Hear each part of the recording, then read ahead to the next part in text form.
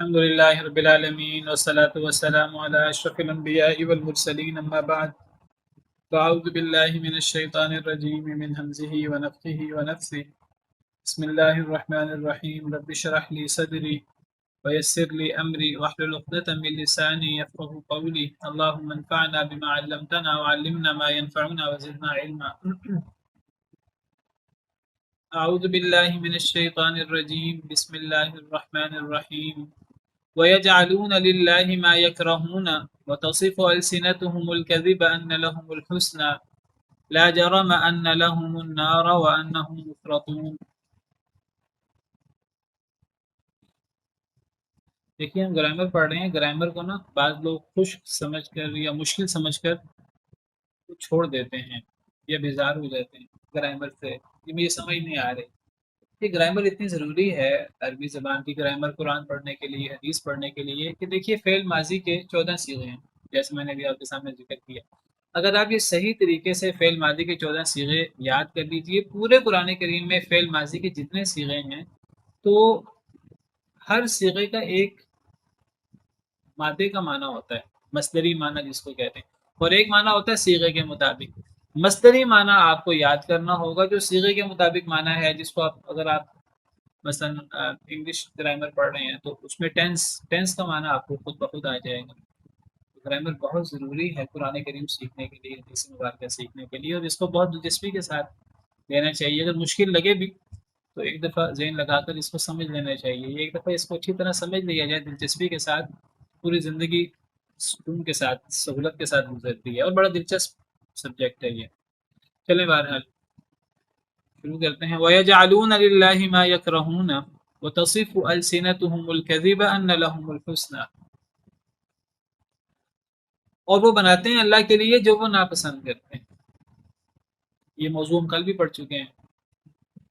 یعنی اللہ کے لیے صرف اولاد مقرر نہیں کرتے, تو اللہ کے لیے اولاد مقرر کرنا اللہ کے لیے گالی ہے اور بدترین شرک ہے, اللہ کو بہت ناراض کرنے والی چیز ہے. لیکن دیکھیے یہ اس سے آگے بڑھ کر اپنی طرف سے یہ کہتے ہیں ہم اللہ کی عظمت بیان کرتے ہیں, ہم اللہ کی تعریف کرتے ہیں, اللہ بھی ہمارا رب ہے, ساتھ اوروں کو بھی معبود بناتے رہتے ہیں, اللہ کے ساتھ شرک بھی کرتے ہیں اور مانتے بھی نہیں کہ ہم شرک کر رہے ہیں, اس کے لیے الٹے سیدھے دلائل بھی دیتے ہیں.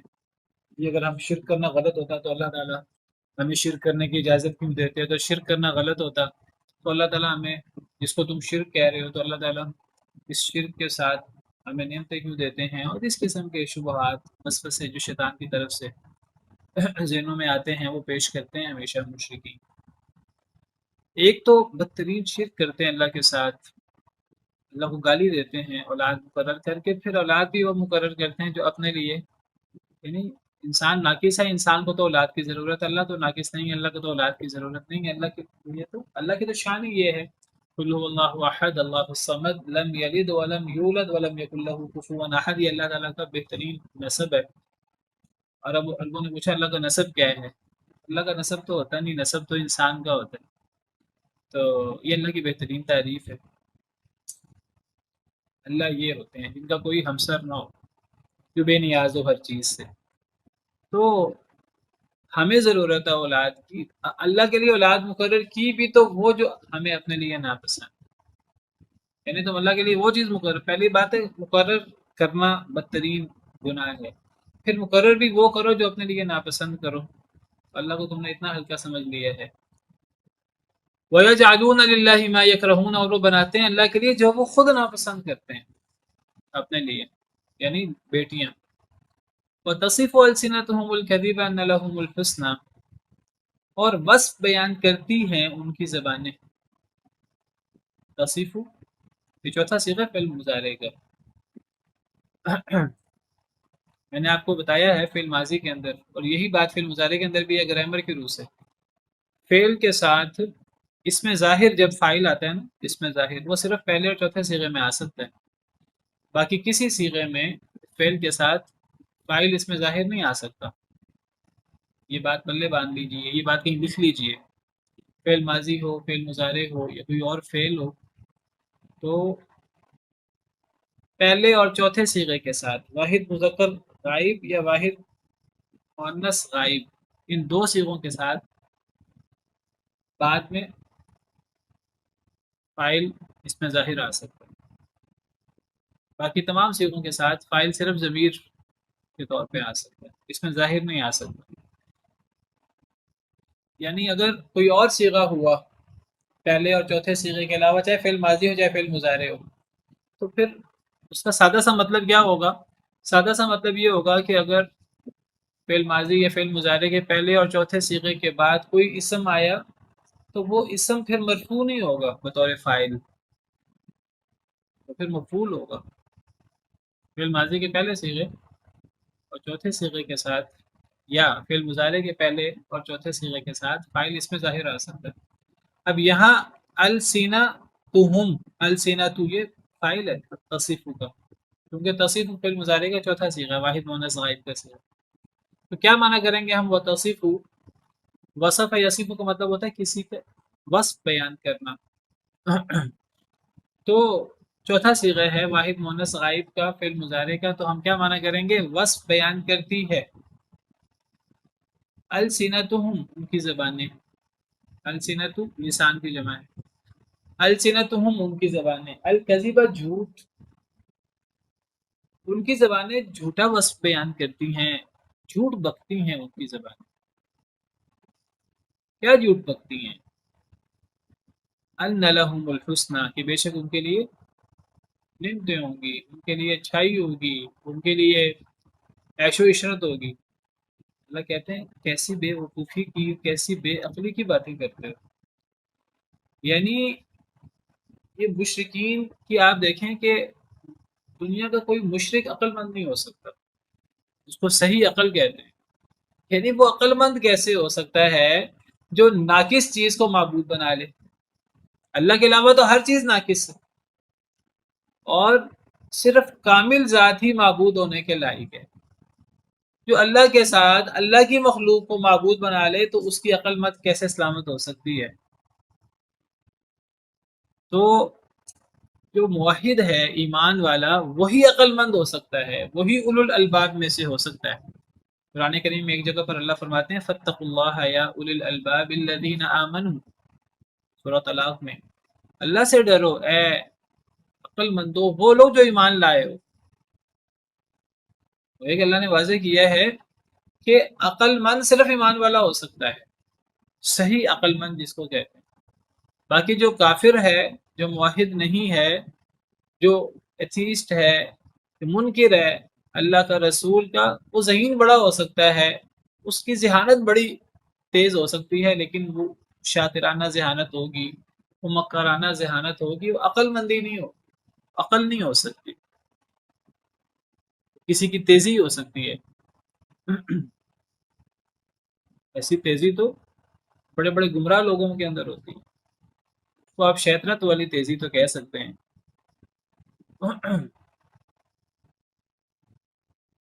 شخص کو آپ شاطر تو کہہ سکتے ہیں، اسے عقل مند نہیں کہہ سکتے، ذو لب نہیں کہہ سکتے، اولو الالباب میں سے اس کو شمار نہیں کر سکتے۔ اب دیکھیے کیسے مت ماری ہوئی ہے مشرکین کی۔ اللہ فرماتے ہیں کہ دیکھیں جس اللہ نے انعام دینا ہے، اللہ وحدہ لا شریک کے ہاتھ میں ہر قسم کا انعام ہے، اور ہر قسم کا نفع نقصان بھی اللہ رب العالمین کے ہاتھ میں ہے۔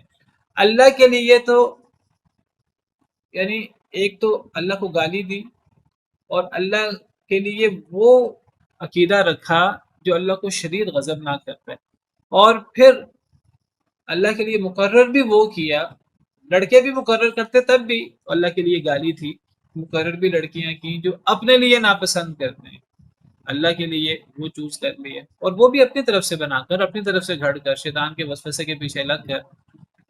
تو اللہ کے لیے اتنا بڑا بول بول کر، اللہ کو گالی نکال کر، اور اللہ کے لیے اتنا بڑا بول بول کر پھر یہ سمجھتے ہیں کہ اللہ ہمیں انعام دیں گے، یہ کیسے ہو سکتا ہے؟ یہ کیسے ممکن ہے کہ اللہ کو تو اتنا ناراض کریں، اور اللہ کو اتنا ناراض کر کے یہ توقع کریں کہ اللہ ان پر رحمتوں کی برسات کریں گے۔ اللہ فرماتے ہیں کہ یہ لوگ اللہ کے لیے تو وہ مقرر کرتے ہیں جو اپنے لیے بھی ناپسند کرتے ہیں، اور ان کی زبانیں جھوٹے و صاف کیا بیان کرتی ہیں؟ وَتَصِفُ أَلْسِنَتُهُمُ الْكَذِبَ، اور بس بیان کرتی ہیں ان کی زبانیں جھوٹا۔ یعنی جھوٹ بکتی ہیں ان کی زبانیں. کیا ان کی زبانوں سے کیا نکلتا ہے ہر وقت کہ ہمیں فلاں نعمت ملنی چاہیے، فلاں نعمت ہم جو ہے وہ ان کے لیے ہونی چاہیے، ان کے لیے فلاں انعام ہونا چاہیے، فلاں انعام ہونا چاہیے. کیوں؟ مطلب یہ سمجھ آیا کہ ایک مشرک اللہ کا نافرمان، اس پر اللہ کا انعام نہیں ہو سکتا. پھر ایک بہت بڑا سوال پیدا ہوتا ہے کہ ہمیں تو مشرکین پر، کافروں پر اللہ کے انعامات نظر آتے ہیں، اس کا کیا جواب ہوگا؟ اللہ کہتے ہیں یہ کیسے ہو سکتا ہے کہ وہ اللہ کے لیے تو وہ اولاد مقرر کریں جو اپنے لیے بھی ناپسند کرتے ہیں. اللہ کے لیے اولاد مقرر کرنا ہی بدترین شرک ہے. یہ اس سے بھی آگے نکل کر اللہ کے لیے لڑکیاں مقرر کرتے ہیں، اللہ کو اتنا ناراض کرتے ہیں، اور پھر یہ سمجھیں کہ ہمیں نعمتیں ملیں. نعمتیں دینے کس لیے اللہ نے؟ گویا کہ سمجھ یہ آئی کہ یہ نہیں ہو سکتا کہ انسان اللہ کو ناراض کر کے اللہ سے انعام بھی لے. لیکن پھر اس پہ ایک سمجھنے کے لیے ایک سوال پیدا ہوتا ہے کہ ہمیں کفار پر انعامات نظر آتے ہیں، پھر وہ جی یہ تو بڑی عارضی سی نعمتیں ہیں نا، جی اخروی نعمتوں کی. یہ بڑی عارضی سی نعمتیں ہیں، اخروی نعمتوں کی بات ہو رہی ہے یہاں. ٹھیک ہے. یعنی یہ جواب، یہ عارضی نعمتیں ہیں، یہ اصل نعمتیں نہیں ہیں. بہت اچھی بات کہی آپ نے، لیکن پھر اس پہ بھی اعتراض ہے. اللہ کے لیے کوئی حیثیت نہیں ہے دنیا کی. سوال یہ ہے کہ اللہ کو ناراض کر کے، اللہ کو گالیاں نکال کر کوئی اللہ کی نعمتوں کا حقدار کیسے ہو سکتا ہے، چاہے وہ نعمت چھوٹی ہو. جس طرح راشد صاحب نے کہا وہ نعمت عارضی ہے، ٹھیک ہے، دنیا کی نعمت عارضی ہے، اصل نعمت تو اخروی نعمت ہے. تو اللہ عارضی نعمت بھی دے سکتے ہیں ایسے لوگوں کو. جی مس نوری. سر دے سکتے ہیں لیکن رحمت نہیں ہوگی ان پر نازل. نعمت مل سکتی ہے یا رحمت نازل نہیں ہو سکتی؟ اور کوئی؟ تو سب یہ جو السلام علیکم. ہمیں چیزیں نظر آتی ہیں ضروری نہیں ہے کہ وہ ہمارے لیے نعمت ہوں. جی اسی طریقے اس کا سے جواب اس کا دنیا جواب بھی یہ ہے، نعمت نہیں ہے. اس کا جواب یہ وہ نعمت ہے ہی نہیں. اصل میں ہم مطلب سمجھتے ہیں کہ یہ جو مال و دولت، اقتدار، یہ جو ہمیں ظاہری نعمتیں نظر آتی ہیں، اس کو نعمت کہنا ہی نہیں چاہیے. اللہ کہتے ہیں یہ نعمت نہیں ہے. دیکھیے نعمت کیا ہے، مال ہونا نعمت نہیں ہے، بات یاد رکھیے. یہ ہمارا بہت بڑا مغالطہ ہے.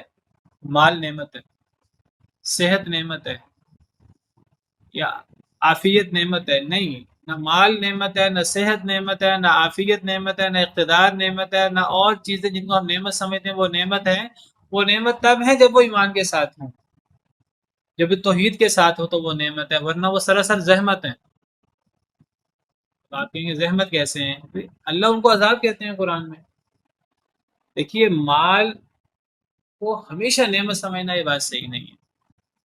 اللہ کیا کہتے ہیں؟ نہ مال نعمت ہے، نہ اولاد نعمت ہے، نہ عورتیں نعمت ہیں، نہ اقتدار نعمت ہے. یہ ساری چیزیں نعمت نہیں ہیں. یہ نعمت کب ہیں؟ یہ اصل میں آزمائش ہیں. اگر انسان اس آزمائش میں کامیاب ہو گیا تو یہ نعمت بن جائیں گی، اور اگر انسان اس آزمائش میں ناکام ہوا تو یہ نعمت نہیں رہیں گی، یہ عذاب بن جائے گا. اصل تو یہ آزمائش ہے. اب چلے میں آپ سے ایک اور انداز سے سوال کرتا ہوں. ہم سمجھتے ہیں کہ یہ جو مال، دولت، اقتدار یہ نعمت ہے، تو میرا سوال یہ کہ یہ جو مصیبت اللہ کی طرف سے آزمائش آتی، کیا یہ زحمت ہے؟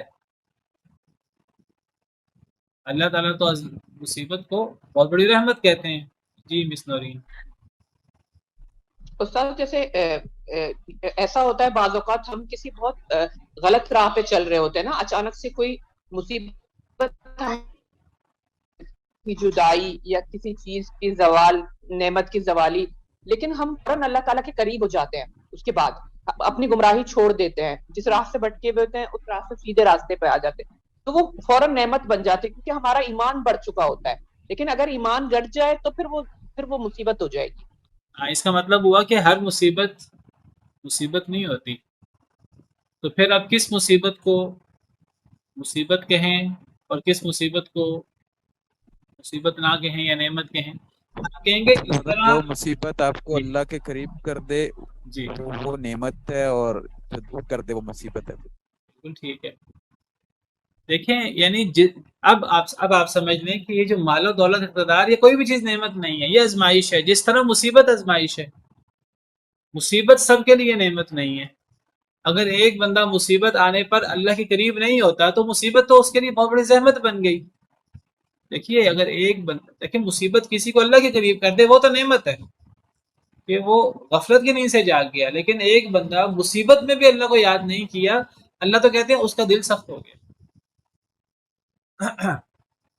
فلولا اذ جاءهم بأسنا تضرعوا ولكن قست قلوبهم، اللہ فرماتے ہیں کہ جب ہماری طرف سے آزمائش آئی تو پھر یہ گڑ گڑائے کیوں نہیں اللہ کے سامنے؟ اللہ فرماتے ہیں گڑ گڑانا چاہیے تھا جب اللہ کی طرف سے آزمائش آئی۔ اللہ نے آزمائش دی اس لیے تھی کہ لوگ اللہ کے سامنے گڑ گڑا کر اپنے گناہوں کی معافی مانگ کر اللہ کے قریب ہو جائیں، تاکہ وہ مصیبت، وہ آزمائش ان کے لیے نعمت بن جائے۔ لیکن اللہ فرماتے ہیں جو لوگ مصیبت میں بھی نہیں گڑ گڑاتے، نعمت میں تو کم لوگ گڑ گڑاتے ہیں، اللہ مصیبت بھیج کر اپنے قریب کرنا چاہتے ہیں۔ جو لوگ مصیبت میں بھی نہیں گڑ گڑاتے، اللہ فرماتے ہیں ولكن فلولا اذ جاءهم بأسنا تضرعوا ولكن قست قلوبهم، ایسے لوگوں کے دل سخت ہو جاتے ہیں۔ تو مصیبت بھی بہت بڑی زحمت ہوتی ہے ان لوگوں کے لیے جو مصیبت والی آزمائش میں ناکام ٹھہرتے ہیں۔ اسی طرح یہ جو نعمت ہے، یہ انعام مال کی صورت میں یا اقتدار کی صورت میں یا کسی عافیت کی صورت میں، یہ انعام نہیں ہے، اصل آزمائش ہے۔ اگر ہم کامیاب ہو جائیں تو ہمارے لیے انعام ہے، اگر ہم کامیاب نہ ہوں، اس میں اس کامیابی کا ہم شکر ادا کریں، اس کا حق ادا کریں، اور اگر ہم کامیاب نہ ہوں تو یہ عذاب ہے۔ کیسے؟ اللہ قرآن میں فرماتے ہیں فَلَا تُعْجِبْكَ أَمْوَالُهُمْ وَلَا أَوْلَادُهُمْ إِنَّمَا يُرِيدُ اللَّهُ لِيُعَذِّبَهُمْ بِهَا فِي الْحَيَاةِ الدُّنْيَا۔ منافقین کے بارے میں سورۃ توبہ میں اللہ فرماتے ہیں اے نبی صلی اللہ علیہ وسلم، آپ کو ان کے مال اور ان کی اولادیں تعجب میں نہ ڈالیں، اللہ تو چاہتے ہیں اللہ ان کو ان کے مال اور اولادوں کی وجہ سے دنیا میں عذاب دے۔ کیا عذاب ہے؟ مال اور اولاد۔ یہ وَتَزْهَقَ أَنفُسُهُمْ وَهُمْ كَافِرُونَ، یہ عذاب اس طرح ہے کہ یہ مال اولاد میں مگن رہتے ہیں اور ان کی جانیں نکل جاتی ہیں اور یہ کافر رہتے ہیں، ان کو سر پہ جانے کا، اللہ کی طرف غور کرنے کا موقع ہی نہیں ملتا۔ یہ مال اولاد کی آزمائش میں، یہ آزمائش ہے، اپنی طرف سے اسے راحت سمجھ رہے ہوتے ہیں، وہ اس میں اتنا مگن ہو جاتے ہیں کہ انہیں ایمان لانے کی توفیق ہی نہیں ملتی، اور اسی غفلت کی نیند میں ہی وہ اس دنیا سے گزر جاتے ہیں۔ وَلِيَعْصُوا اللَّهَ۔ تو ہمارے یہ عقیدے کا ایک حصہ ہونا چاہیے کہ ہم جو ہے یہ جو دنیا کی ظاہری نعمتیں، جن کو ہم نعمتیں کہتے ہیں، ہم سمجھیں کہ یہ نعمت نہیں ہے، یہ آزمائش ہے۔ یہ نعمت ایمان والوں کے لیے بنتی ہے، اللہ کی بات ماننے والوں کے لیے، اور جو اللہ کے نافرمان ہیں ان کے لیے یہ نعمت نہیں ہے۔ اصل کامیابی یہ نہیں ہے، اصل کامیابی تو ایمان ہے، اصل کامیابی تو اللہ کی اطاعت ہے، قد افلح المؤمنون۔ اصل کامیابی یہ ہے دنیا اور آخرت کی۔ فمن زحزح عن النار وادخل الجنة فقد فاز، جو آگ سے بچا لیا گیا، جنت میں داخل کر دیا گیا، وہ دنیا اور آخرت میں کامیاب ہوا۔ نے اصل میں کامیابی اور نعمتوں کا مفہوم ہی بدل دیا ہے، اللہ معاف کرے۔ ہمیں چیزیں سمجھ ہی نہیں آتی، ہماری نظروں سے آخرت اور اصل حقیقت ہی اوجل ہوئی بھی ہے۔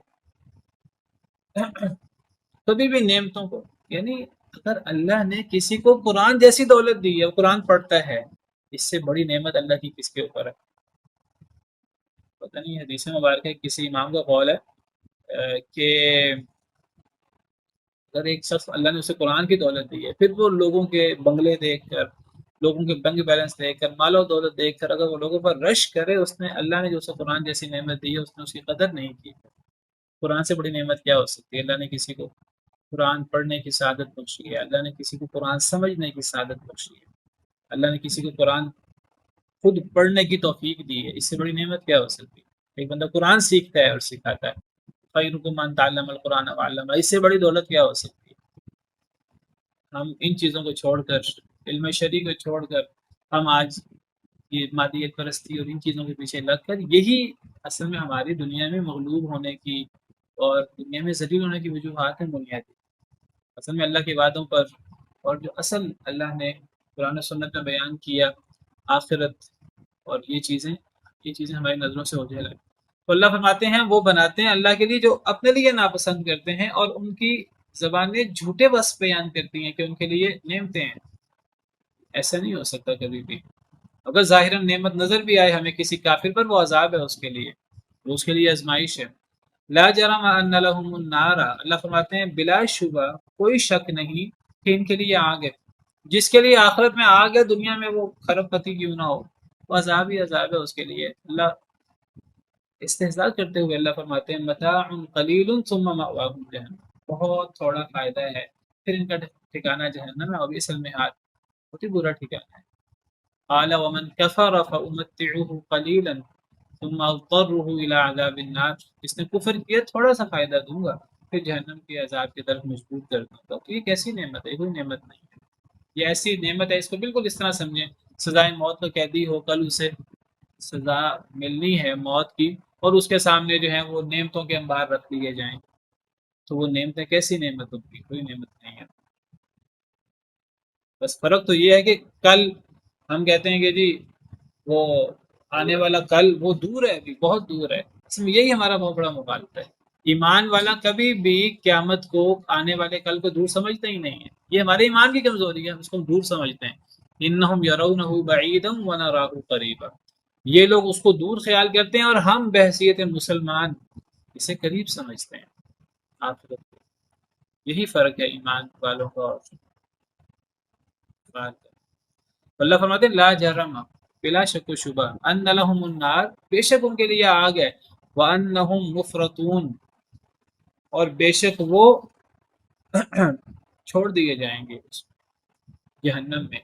چھوڑ دیے جائیں گے کیا مطلب؟ جہنم میں انہیں چھوڑ کر آج سمجھے بھلا دیا جائے گا، نسیہ منسیہ کر دیا جائے گا کسی کو، یعنی اللہ تعالیٰ جہنم میں انہیں پھینک کر گویا کہ بھول جائیں گے انہیں۔ اللہ کو کوئی چیز نہیں بھولتی، لیکن جس طرح انہوں نے دنیا میں اللہ کو بھلایا تو اللہ ان کے ساتھ سزا کے طور پہ یہ رویہ رکھیں گے، اللہ نہیں بھولتے۔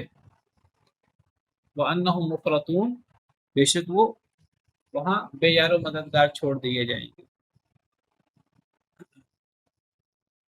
تَاللَّهِ لَقَدْ أَرْسَلْنَا إِلَىٰ أُمَمٍ مِّن قَبْلِكَ فَزَيَّنَ لَهُمُ الشَّيْطَانُ أَعْمَالَهُمْ تَاللَّهِ، اللہ فرماتے ہیں اللہ کی قسم، اللہ قسم کھا کر فرماتے ہیں اللہ کو قسم کھانے کی ضرورت نہیں ہے، لیکن اللہ تعالیٰ زور دینے کے لیے کہ لوگ غور کریں، اللہ قسم کھا کر بات کریں، ورنہ اللہ کی بات تو ویسے ہی سچی ہے۔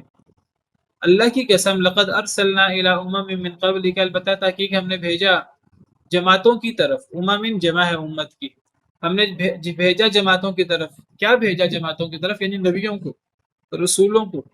اللہ کی قسم البتہ تحقیق ہم نے بھیجا یعنی رسولوں کو جماعتوں کی طرف، یعنی قوموں کی طرف، من قبل کا، آپ سے پہلے بھی ہے اللہ کے رسول صلی اللہ علیہ وسلم، فزین لهم الشیطان اعمالهم، تو مزین کر دیا ان کے لیے شیطان نے ان کے اعمال کو۔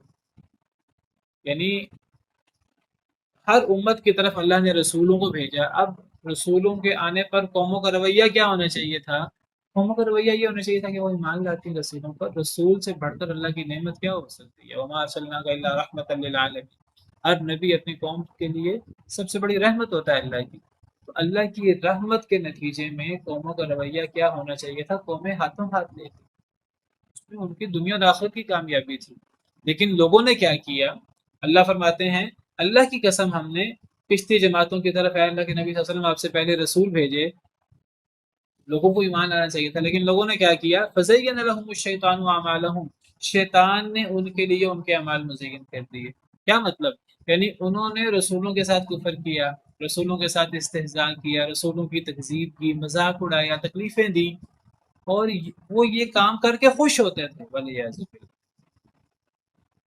انسان اتنا پاگل ہو جاتا ہے، اتنا بے وقوف ہو جاتا ہے کہ جو اللہ کی سب سے بڑی رحمت ہیں تو انسان ان کو تکلیفیں دے کر اور ان کے ساتھ تکذیب کر کے، ان کا انکار کر کے، ان کا استہزاء کر کے انسان کبھی مطمئن بھی ہو سکے، کبھی خوش بھی ہو سکے۔ ہوتے ہیں لوگ خوش، کیوں؟ اس لیے کہ شیطان دماغ الٹ دیتا ہے، شیطان ان کے لیے ان کے برے اعمال مزین کر دیتا ہے، ان کو اپنا کفر، اپنی تکذیب، اپنا استہزاء سمجھتے ہیں ہم تو بڑا اچھا کر رہے ہیں، ایسا ہی کرنا چاہیے رسولوں کے ساتھ، ایسا ہی کرنا چاہیے دینداروں کے ساتھ، ایسا ہی کرنا چاہیے مولویوں کے ساتھ، یہ اسی قابل ہے۔ فزین لهم الشیطان اعمالهم، مزین کر دیا ان کے لیے شیطان نے ان کے اعمال۔ ہم سمجھتے ہیں کہ کسی سے اللہ مال چھین لے تو یہ اللہ کا عذاب ہے، اللہ کسی کے لیے اس کے برے عمل کو مزین، اللہ کسی پر شیطان کو مسلط کر دیں کہ شیطان ایسا وسوسہ ڈالے انسان کو کہ انسان کے برے عمل کو اس کے لیے مزین کر دے، اس سے بڑا اللہ کا عذاب کیا ہوگا؟ اصل تو عذاب یہ ہے، انسان کفر کرتا ہے، تکذیب کرتا ہے، استحصال کرتا ہے رسولوں کا، جو اللہ کی سب سے بڑی رحمت ہوتی ہے اور رحمت ہوتے ہیں، اور انسان جو ہے وہ سمجھتا ہے کہ میں اچھا کام کر رہا ہوں، میں تو بڑی عقل مندی والا کام کر رہا ہوں، حالانکہ اس سے بڑی بیوقوفی کا کام کروں، تو مزین کر دیا ان کے لیے شیطان نے ان کے اعمال کو، فہو ولیہم الیوم، بس وہی یعنی شیطان ہی ان کا دوست ہوگا آج کے دن بھی، یعنی قیامت کے دن۔ پھر دنیا میں تم نے شیطان کو امام بنایا، ٹھیک ہے، آخرت میں بھی شیطان کو امام بناؤ، جہاں شیطان جائے گا اس کے پیچھے پیچھے تم بھی جاؤ، جہنم میں اس نے جانا ہے۔ فہو ولیہم الیوم، بس وہی دوست ہے ان کا آج کے دن، ولہم عذاب علیم، اور ان کے لیے دردناک عذاب ہے شیطان کے ساتھ، وہ بھی شیطان نے اپنی بات پوری کر دی۔ اللہ نے شیطان سے کہا تیرے لیے جہنم میں، شیطان کہنے لگا ٹھیک ہے، انسان کی وجہ سے میں گمراہ ہوا ہوں، میں نے جہنم میں جانا ہے، یہ ساتھ انسانوں کو بھی، اپنے پیروکاروں کو بھی ساتھ لے کے جاؤں گا۔ وما انزلنا علیک الکتاب، اور نہیں ہم نے نازل کیا آپ پر کتاب کو، الا لتبین لهم الذی اختلفوا فیہ، مگر تاکہ آپ بیان کر دیں ان کے لیے وہ چیز جس میں وہ اختلاف کرتے ہیں، وہدن، اور وہ ہدایت ہے، ورحمتن، اور وہ رحمت ہے، لقوم یؤمنون، اس قوم کے لیے جو ایمان لاتی ہے۔ اللہ فرماتے ہیں کہ اے اللہ کے نبی صلی اللہ علیہ وسلم، یہ جو ہم نے آپ پر کتاب نازل کی ہے، یہ ہم نے کیوں نازل کی ہے؟ اللہ فرماتے ہیں اس کے علاوہ اور کسی مقصد کے لیے نازل نہیں کی۔ پہلے نفی بعد میں اللہ آئے تو حسر کا معنی پیدا ہو جاتا ہے۔ نہیں ہم نے نازل کی آپ پر کتاب مگر، اب جو مقصد بیان ہوگا وہ حسر کے ساتھ وہی مقصد ہے قرآن کے نزول کا، اور وہ کیا ہے؟ وہ اللہ رب العالمین کی زبانی سن لیجیے، قرآن کی زبانی سن لیجیے۔ اللہ فرماتے ہیں اے نبی صلی اللہ علیہ وسلم، ہم نے آپ پر نہیں نازل کیا کتاب کو مگر صرف ایک مقصد کے لیے، تاکہ آپ لوگوں کے لیے بیان کر دیں، یعنی اس قرآن کے ذریعے، اللہ کی اس وحی کے ذریعے کیا بیان کریں جس میں لوگ اختلاف کرتے ہیں۔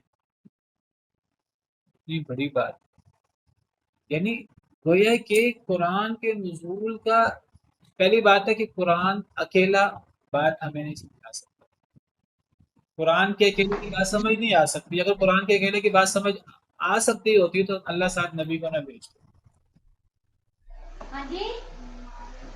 اللہ نے قرآن کے ساتھ صاحب قرآن کو بھیجا، کیوں؟ تاکہ صاحب قرآن قرآن کو لوگوں کے سامنے واضح کر دے، اور کیا واضح کرے قرآن کے ذریعے؟ صاحب قرآن نبی، لوگ جس میں اختلاف میں پڑے ہوئے ہیں، یعنی قرآن ہمارے اختلاف حل کرنے کے لیے آیا ہے۔ وہ اختلاف جو یہودیوں نے ڈالا ہوا تھا، وہ اختلاف جو عیسائیوں نے ڈالا ہوا تھا، وہ اختلاف جو مشرکین نے ڈالا ہوا تھا، اور وہ اختلاف جو مسلمانوں کے آپس میں کے درمیان آپس میں ہو جاتا ہے، اس اختلاف کا حل کیا ہے؟ قرآن۔ اور یہ قرآن کی وضاحت کون کرے گا؟ یہ نبی کریم صلی اللہ علیہ وسلم، سنت کے ذریعے، اپنے فرمانات کے ذریعے، اپنے فعل کے ذریعے، اپنی تقریر کے ذریعے، یعنی گویا کہ اللہ نے قرآن کو ہمارے اختلافات حل کرنے کے لیے بھیجا ہے، اور یہ قرآن ہمارے اختلافات حل کرے گا نبی کریم صلی اللہ علیہ وسلم کے فرمانات کے ذریعے، یعنی ہمارے اختلافات کا حل قرآن اور سنت، اس کے علاوہ اور کوئی مقصد نہیں ہے قرآن، یعنی قرآن کے نزول کا کوئی مقصد نہیں ہے اس کے علاوہ کہ قرآن کی تشریح، یعنی نبی صلی اللہ علیہ وسلم قرآن کی تشریح کر کے سنت کے ذریعے لوگوں کے اختلافات کا حل بتائیں۔ ہم کہتے ہیں ہمارا اختلاف ہے، حل ہی نہیں ہوتا، کہ قرآن و سنت کے بغیر کیسے حل ہو سکتا ہے؟ اس کے علاوہ قرآن کا کوئی مقصد نہیں ہے کہ قرآن سنت کے ساتھ مل کر ہمارے اختلافات حل کرنے کے لیے ہے۔ ہم کہتے ہیں جی ہم تو آج مختلف فرقوں میں بٹ گئے ہیں، اب آج ہم نے اتحاد امت کیسے ہوگا؟ تو اللہ کہتے ہیں اتحاد امت قرآن کے ذریعے ہوگا، قرآن اور اس کی تشریح حدیث کے ذریعے ہوگا۔ وَاعْتَصِمُوا بِحَبْلِ اللَّهِ جَمِيعًا وَلَا تَفَرَّقُوا، تفرقہ بازی سے بچنے کے لیے اللہ کی رسی کو مضبوطی سے تھام لو، اور اللہ کی رسی اس کی وضاحت سنت کرے گی۔ قرآن اور سنت مل کر تفرقہ بازی کو ختم کریں گے، اختلاف کو ختم کریں گے۔ ہم کہتے ہیں نہیں، تفرقہ بازی کا حل یہ ہے کہ فلاں فلاں امام کو پکڑ لیں، فلاں فلاں امام کو پکڑ لیں، فلاں فلاں امام کو پکڑ لیں، اس سے تو مزید تفرقہ بازی پھیلتی۔